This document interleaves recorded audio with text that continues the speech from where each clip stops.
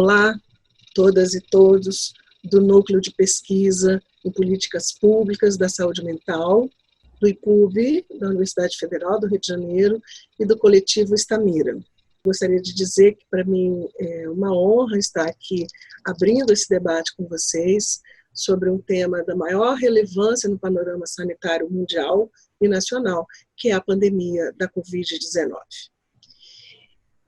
Trata-se de um tema extremamente importante, que se aproxima de nós e bate à nossa porta. E, com isso, ele nos traz alguns sentimentos: o medo, a ansiedade e dúvidas. Talvez a melhor maneira que a gente tenha para pavimentar esse caminho seja consolidar com informações de boas fontes, que sejam oriundas de evidências científicas publicadas até então. Nós vivemos hoje um momento ímpar no panorama sanitário, na questão das políticas públicas e da democracia, que para mim são indissolúveis. Além disso, eu acrescento a questão ética e a questão de compromisso com a luta pelo estado de bem-estar social. Quando Pedro Gabriel me fez esse convite, eu fiquei pensando qual seria o eixo, né, dessa nossa fala hoje, e me ocorreu trazer um pensamento que, na verdade, reflete uma boa parte do trabalho que ele tem feito, o teólogo Leonardo Boff, que é quem cuida do cuidador. Então, com esse eixo, eu busquei as informações que me pareceram mais importantes, sob o ponto de vista da epidemiologia, da clínica, que a gente passa a projetar agora para todos. Na verdade, a pandemia ela tem se mostrado bastante grave, e a minha estrutura da fala hoje vai ser com relação à questão dos dados epidemiológicos, entender o que é o coronavírus e a Covid, quais são os sintomas, como que a doença é transmitida, como é que a gente pode se proteger, qual a probabilidade que a gente tem de adquirir a doença, e se tem maior risco de ter, quem de nós terá maior risco de ter a forma grave. E, por fim, se temos tratamento ou uma forma de prevenir a doença. Eu trago inicialmente alguns dados que são dados oriundos de um site que é disponibilizado publicamente da Universidade Johns Hopkins, americana, que no dia 14/4, como mostra essa setinha, a segunda seta em verde, apontava para 1.949.000 casos no mundo. Nessa ocasião, o Brasil ocupava o 14º lugar nesse ranking, um ranking que a gente não gostaria de frequentar. Interessante observar que 5 dias depois, no dia 19, nós já estávamos no 12º lugar, mostrando, então, um crescimento expressivo do número de casos confirmados.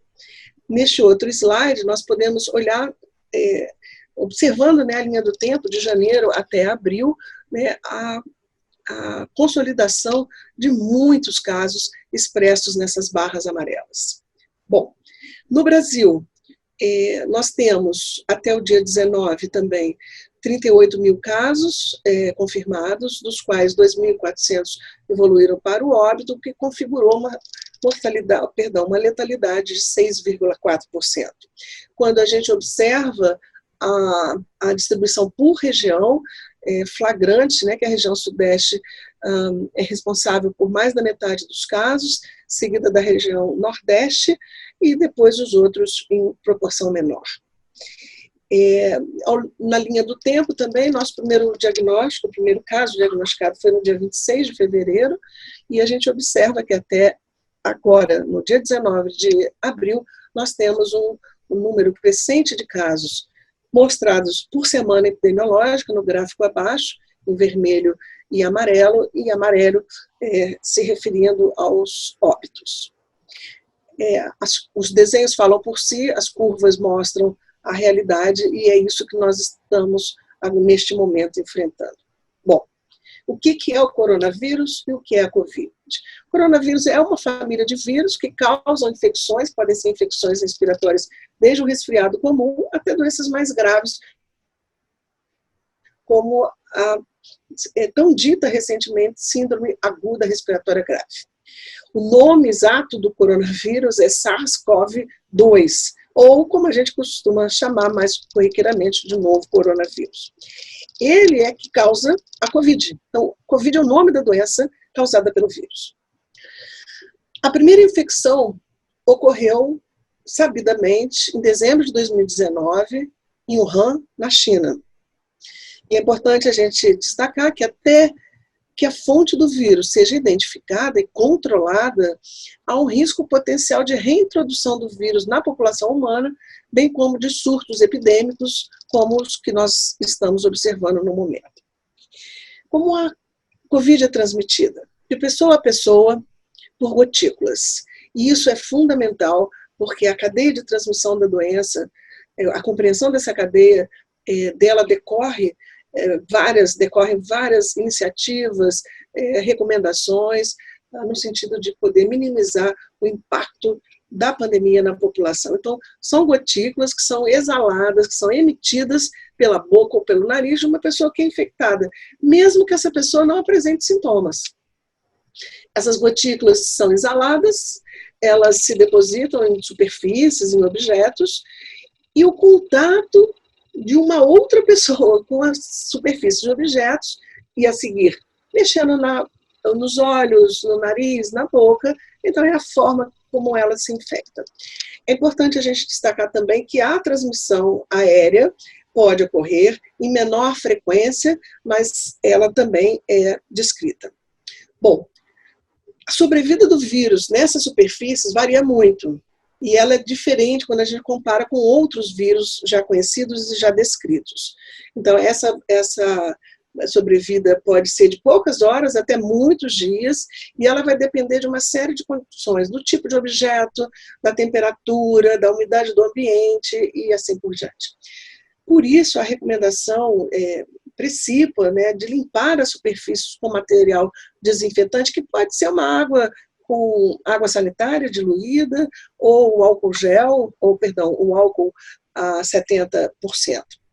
Bom, uma vez transmitida a doença, a gente tem um intervalo que chama-se período de incubação, que é exatamente o intervalo entre você adquirir o vírus e manifestar a clínica.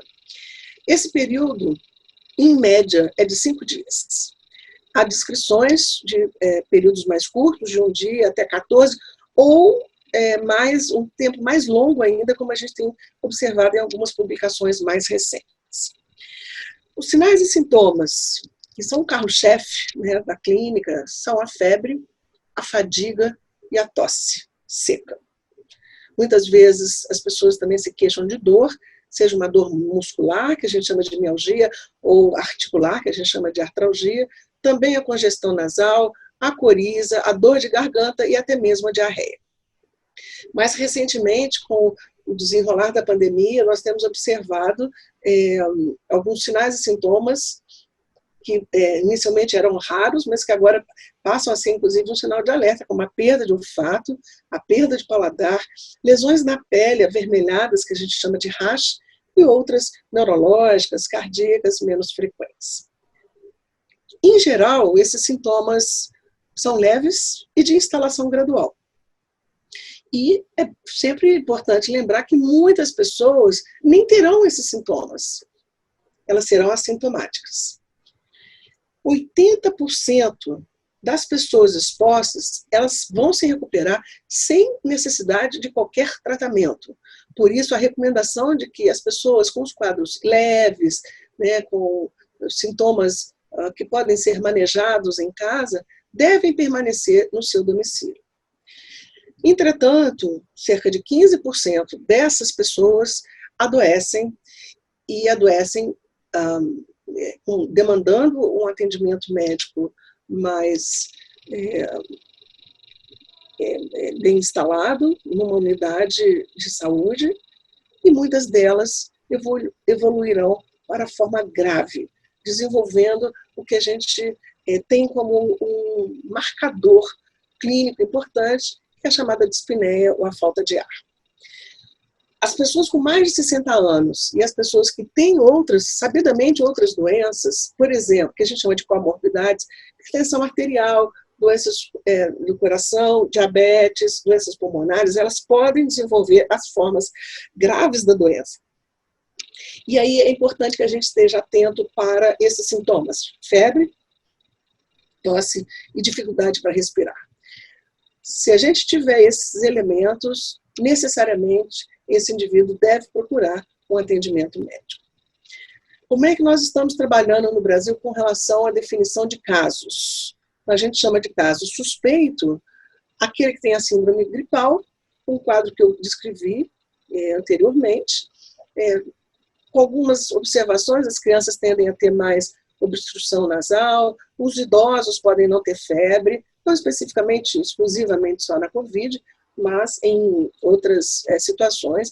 E às vezes a manifestação clínica do idoso é uma confusão mental, uma irritabilidade, quer dizer, outros sintomas, inclusive neurológicos, que podem ser um alerta.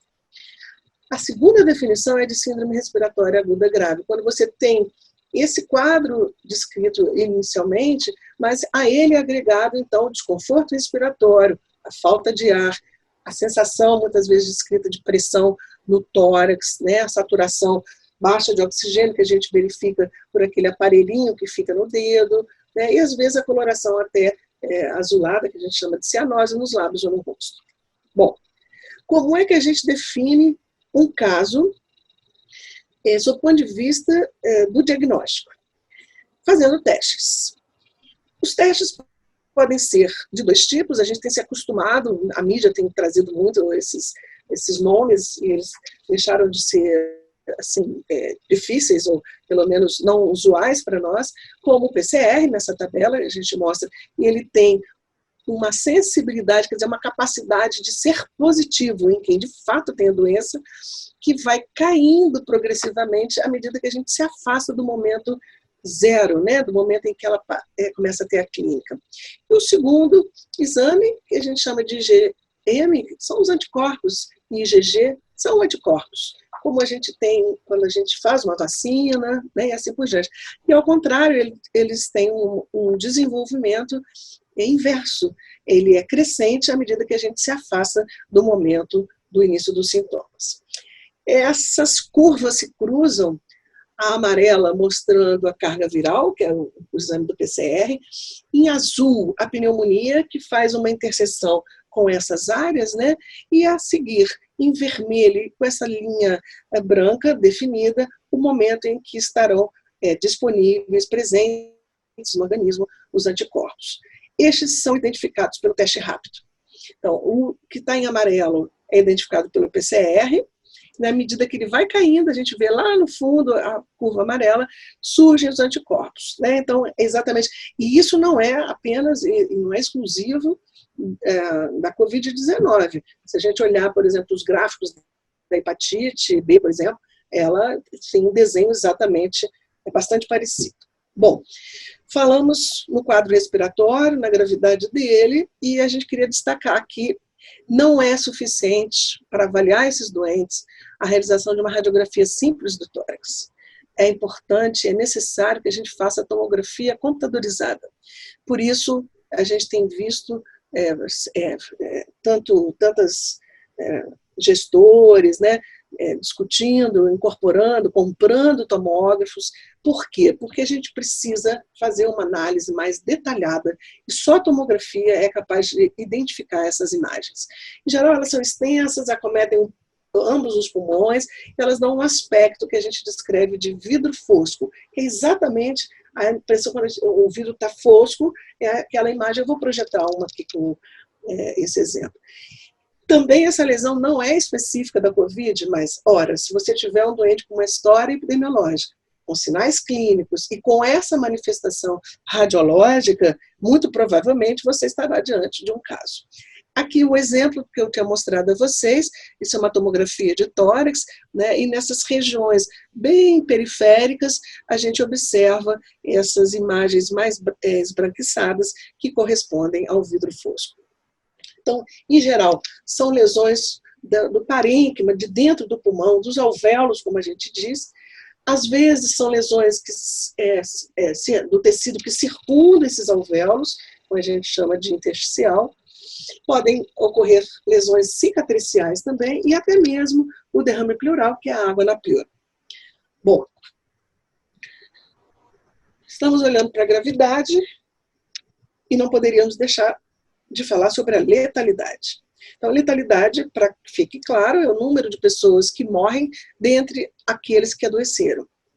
Em média, nós temos uma letalidade de 2 a 3%, e ela é crescente com a idade, chegando a cerca de 20% nas pessoas com 80 anos ou mais. No Brasil, no momento, como eu mostrei naquele gráfico, nós tínhamos uma letalidade registrada de 6,4%. Provavelmente ela não expressa, e certamente ela não expressa a real letalidade, porque como a gente só notifica os casos que demandam atendimento médico, que são mais graves, a grande maioria dos casos leves não entram nesse registro. Então, é provável que a gente tenha uma letalidade próxima dessa média que eu disse acima, de 2 a 3%. A idade é, sem dúvida, um fator de risco isolado, né, para a evolução para o óbito. Lembrar também que quanto mais idoso, né, quanto mais idosa a pessoa, maior a probabilidade que ela tenha outras doenças associadas, né? Então é mais frequente o diabetes, mais frequente a hipertensão e assim por diante. O que eu queria destacar é que no Brasil a gente tem visto um número maior de casos graves em pessoas com uma idade menor do que 60 anos, menor do que 50, jovens, né? Pessoas que têm evoluído para o óbito. Não podemos ainda falar em tendência, mas estamos observando o comportamento da doença, que parece se desenhar um pouquinho diferente do que foi nos países do hemisfério norte. Pergunta fundamental: há tratamento para a Covid? Não há tratamento para a Covid. E isso é importante que fique claro. Por quê? Porque, na maior parte das vezes, o recurso que nós vamos lançar a mão é da medicação sintomática. Então, tem dor, o analgésico, tem febre, o antitérmico, medicações que, em geral, a gente lança a mão por outras muitas razões do cotidiano. Não há nenhuma evidência de que exista medicamento que possa curar ou prevenir a doença. Qualquer coisa diferente disso não corresponde às evidências científicas que temos até o momento. E uma outra questão que eu gostaria de destacar é que a gente recomenda fortemente que as pessoas não busquem se automedicar. Automedicar significa equívoco, aumento de riscos e, certamente, ausência de benefícios estabelecidos. Bom, não há tratamento, mas há uma busca para que a gente possa responder, né, a essa questão. Então, existem muitos ensaios clínicos, são estudos clínicos que estão sendo feitos no mundo e no Brasil. Diversas plataformas de pesquisas estão disponíveis e elas são públicas. Alguns links eu deixarei no final do material para vocês. Então, plataforma da Organização Mundial da Saúde, do Ministério da Saúde, plataforma Brasil, com o Comitê Nacional de Ética em Pesquisa, da Fiocruz, do Sistema Público de Saúde britânico, do americano e assim por diante.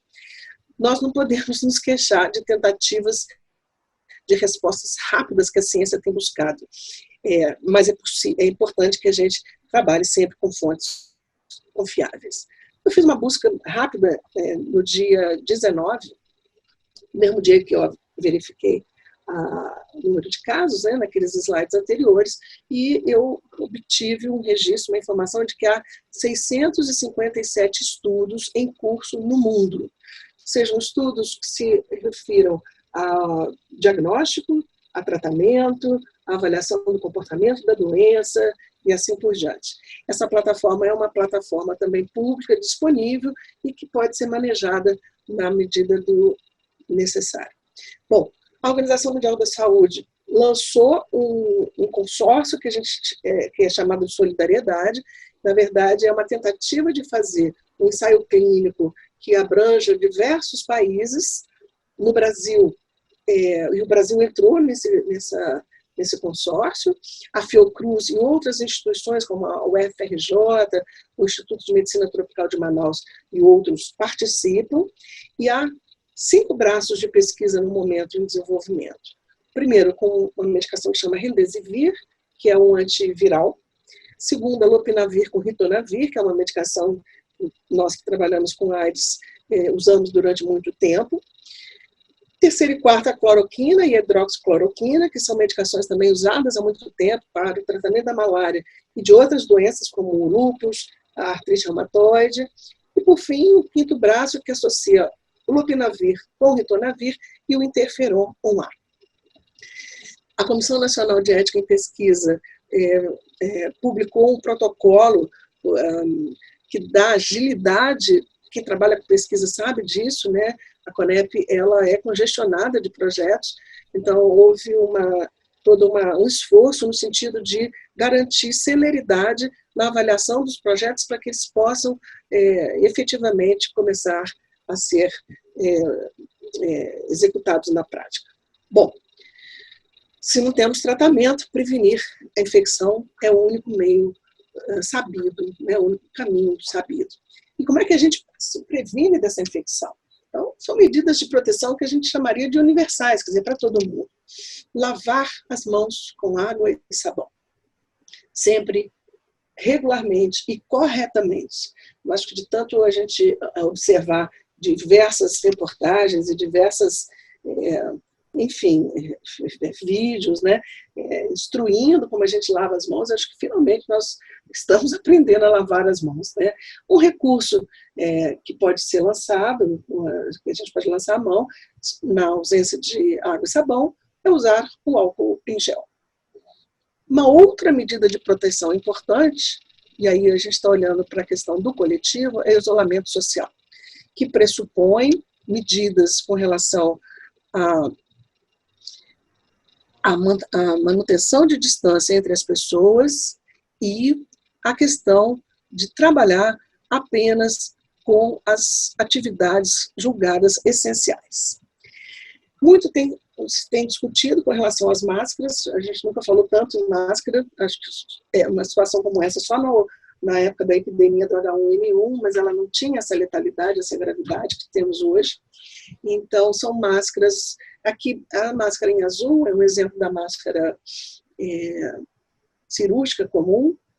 À direita, a máscara branca, que é dita N95, que tem um equivalente nacional da PFF2. E aqui, uma máscara customizada, né, que tem sido, recentemente, inclusive, isso é um conceito muito novo, né, que tem sido estimulado para que as pessoas usem no sentido de proteger a exalação das gotículas porventura existentes. Eu queria destacar ainda que a presença foi elaborado e publicado um manual de orientações para procedimentos para dentro de casa, e isso é extremamente importante. Isso foi feito por um grupo de estudos da Universidade Federal da Bahia, que foi sustentado em recomendações da OMS e do Ministério da Saúde, que é extremamente interessante. Então, ele traça arquitetos, né? Ele traça desenhos que são desenhos explicativos, bastante simples e que podem ser executados, por exemplo, definindo uma área de transição entre a área suja, entre aspas, e a área limpa, né, com a questão do tratamento que se dá aos objetos de uso pessoal e assim por diante. Aqui um outro exemplo, né, de transição de área limpa, área de transição e área de isolamento, mas olhando dessa forma para o quarto. Bom, o Brasil tem feito um esforço, vinha fazendo um esforço de publicar semanalmente o boletim epidemiológico, que também está disponível, com todas as orientações, propósitos, formulação de questões de risco, orientações, nada é estático com relação à Covid. Nós estamos aprendendo com a doença no momento que ela está em curso, né? Então, todas essas publicações são dinâmicas. Mais importante do que ter uma é ter acesso às suas fontes, que estarão sempre nos atualizando. Aí esse material vem com mapas e com ilustrações, e aqui eu chamo a atenção, por exemplo, essa barra em preto, quer dizer o número, a incidência de casos no Brasil, e a gente utiliza as cores similares às do sinal de trânsito, né? Em vermelho, um alerta, porque ele está 50% acima do que a gente considera a incidência nacional. O amarelo é um alerta, olha, preste atenção para os municípios, perdão, para os estados, né, que se aproximam da incidência nacional, e em verde aqueles em que a gente, entre aspas, poderá ter um pouco mais de conforto. Bom, nós precisamos ter um compromisso, não só conosco, de proteção conosco, mas com o coletivo. E isso significa olhar para essa curva a gente se acostumou, eu imagino que vocês tenham tido a oportunidade de vê-la citada de várias formas, em vários formatos, né, de várias maneiras, né, mostrando uma curva com um pico bastante acentuado, quando a gente não tem medidas de controle, e uma curva em azul, mais suave, em que ela tem, então, um desenho mais confortável e que se torna mais adequada a relação entre a capacidade instalada do sistema de saúde, ou seja, efetivamente o sistema de saúde consegue atender a demanda de casos que existirão, porque essa é a grande questão. Hoje nós estamos com dados atualizados mostrando que vários estados e várias cidades no país já esgotaram ou estão encostando no esgotamento dos recursos disponíveis. Então, isso é extremamente importante. Há muita polêmica sobre como manejar esses momentos, né, olhando para as incidências com aquele sinal de trânsito, né, como a gente mencionou inicialmente, mas há que ter muito critério, um julgamento bastante preciso e, sobretudo, partilhado. Ouvir a comunidade acadêmica, ouvir a quem pode contribuir. O Ministério da Saúde, ele criou um portal com diversos serviços, são serviços bastante interessantes, que atualizam não só o sistema de notificação, essa é uma doença de notificação compulsória, como também boletins, o painel de leitos de insumos, enfim, não faltam dados, e dados bem trabalhados para que a gente possa consultar. Bom, qual é o risco que cada um de nós tem de adquirir a Covid? Essa é uma pergunta, né? A gente olha para a gente e diz assim, comigo. Então, em primeiro lugar, depende de onde a gente está, em especial do cenário epidemiológico. Eu mostrei as curvas, o comportamento diferente da doença no hemisfério norte, no Brasil, nos diversos estados do Brasil, né? Na China, por exemplo, ela pôde ser contida, mas muitas iniciativas eficazes foram determinantes para que esse processo tivesse esse desfecho. Mas nós sabemos que novas epidemias podem surgir. A OMS e o Ministério da Saúde publicam diariamente essas atualizações e é importante, então, que a gente as mantenha atualizadas. Aqui, uma relação de endereços com links para que vocês possam pesquisar. A maior parte deles está incluída na nossa apresentação, né? Cito aqui o aplicativo, que é extremamente prático, que pode ser baixado para o celular, seja ele em qualquer plataforma, que chama-se Coronavírus SUS, ele tem informações rápidas sobre locais de unidades de saúde, providências, sinais clínicos e assim por diante. E, por fim, eu queria dizer a vocês que se tem alguma mensagem que a natureza já nos traz, né, para o Rio de Janeiro, que é tão caro, né, que, olhando para a curva que a gente acabou de mostrar para vocês, e olhando para o Pão de Açúcar e para o Morro da Urca, né? Eu acho que é isso o nosso papel, achatar a curva e garantir qualidade de assistência e cuidados, né, à vida das pessoas, que é o bem maior que nós temos. Muito obrigada.